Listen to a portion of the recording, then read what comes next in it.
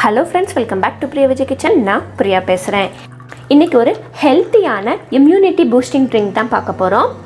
இந்த ட்ரிங்கை காலையில பிரேக்ஃபாஸ்டாவும் எடுத்துக்கலாம். இல்லைனா 11 o'clock டீ காஃபி குடிக்கிறதுக்கு பதிலாவும் நம்ம இதை குடிச்சுக்கலாம். நாங்க எப்பவுமே இதை பிரேக்ஃபாஸ்டா தான் எடுத்துக்குவோம். அதோட நீங்க வெயிட் லாஸ் பண்ணணும்னு நினைக்கிறீங்கன்னா கண்டிப்பா இந்த ட்ரிங்க் நீங்க சேர்த்துக்கோங்க உங்க டயட்ல. சரி வாங்க வீடியோக்குள்ள போகலாம். அதுக்கு முன்னாடி பிரியா விஜய் கிச்சனை நீங்க இன்னும் சப்ஸ்கிரைப் பண்ணலைனா மறக்காம சப்ஸ்கிரைப் பண்ணிக்கோங்க. பக்கத்துல இருக்கிற பெல் ஐகானையும் பிரஸ் பண்ணிக்கோங்க. இங்க பச்சை பயிறு எடுத்துக்கிறேன். நல்லா முளைக்கட்டிய பயிரா இருந்தா உங்களுக்கு கூடுதல் சத்து. முளைக்கட்டிய பயிர் இல்லைன்னா நீங்க ஜஸ்ட் ஒரு ஓவர் நைட் ஊற போட்டு மறுநாள் காலையில நீங்க இந்த ட்ரிங்க் செய்யறதுக்கு யூஸ் பண்ணிக்கலாம்.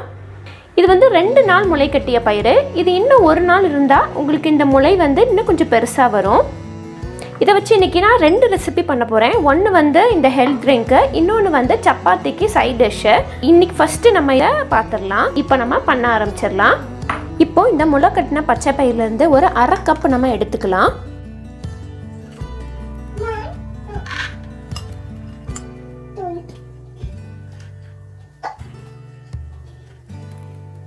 ஒரு 1/2 கப் எடுத்துருக்கிறேன்.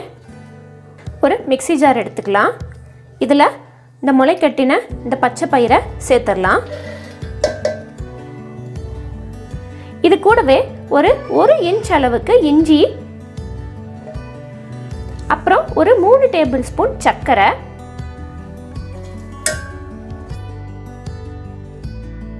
இது முளைக்கட்டிய பயிர்னால நான் ஒரு 3லேருந்து 4 டேபிள் ஸ்பூன் சர்க்கரை தான் சேர்த்துருக்கிறேன். இதே இது ஊற வச்ச பயிராக இருந்ததுன்னா நீங்கள் 4லேருந்து 5 டேபிள் ஸ்பூன் அளவு கூட சர்க்கரை சேர்த்துக்கலாம். இப்போ இதை நம்ம நல்லா மையாக அரைச்சிட்டு வந்துடலாம். இப்போ இதை அரைச்சாச்சு. இது அது அப்படியே பச்சை வாடை அடிக்கும் அப்படின்லாம் நினைக்காதீங்க. நல்லா இருக்கும் குடிக்கிறதுக்கு. நம்ம இஞ்சி, சர்க்கரை, அப்புறம் பச்சை பயிரோட அந்த முளைக்கட்டிய அந்த பச்சை பயிரோட டேஸ்ட்டு எல்லாமே ரொம்பவே சூப்பராக இருக்கும். இப்போ இதை நம்ம ஒரு பவுலுக்கு மாற்றிக்கலாம்.